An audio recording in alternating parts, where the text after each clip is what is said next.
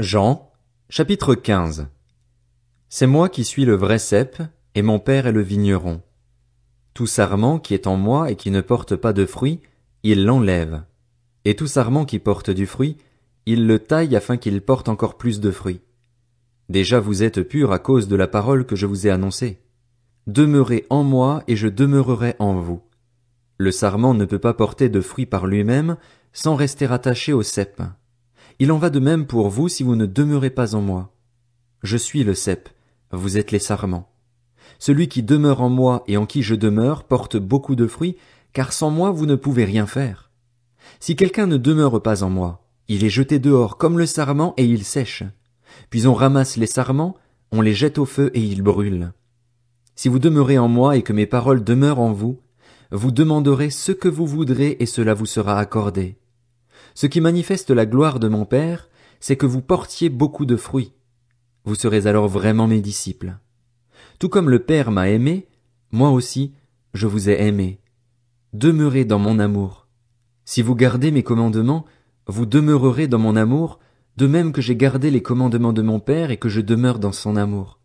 Je vous ai dit cela afin que ma joie demeure en vous et que votre joie soit complète. Voici mon commandement. Aimez-vous les uns les autres comme je vous ai aimé. Il n'y a pas de plus grand amour que de donner votre vie pour vos amis. Vous êtes mes amis si vous faites ce que je vous commande. Je ne vous appelle plus serviteur parce que le serviteur ne sait pas ce que fait son Seigneur, mais je vous ai appelé ami parce que je vous ai fait connaître tout ce que j'ai appris de mon Père. Ce n'est pas vous qui m'avez choisi, mais c'est moi qui vous ai choisi, et je vous ai établi afin que vous alliez, que vous portiez du fruit et que votre fruit demeure. Alors, ce que vous demanderez au Père en mon nom, il vous le donnera. Ce que je vous commande, c'est de vous aimer les uns les autres. Si le monde vous déteste, sachez qu'il m'a détesté avant vous.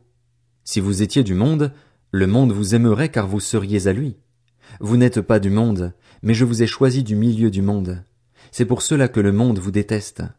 Souvenez-vous de la parole que je vous ai dite, le serviteur n'est pas plus grand que son Seigneur. S'ils m'ont persécuté, ils vous persécuteront aussi. S'ils ont gardé ma parole, ils garderont aussi la vôtre. Mais ils vous feront tout cela à cause de moi, parce qu'ils ne connaissent pas celui qui m'a envoyé. Si je n'étais pas venu et ne leur avais pas parlé, ils ne seraient pas coupables, mais maintenant ils n'ont aucune excuse pour leur péché.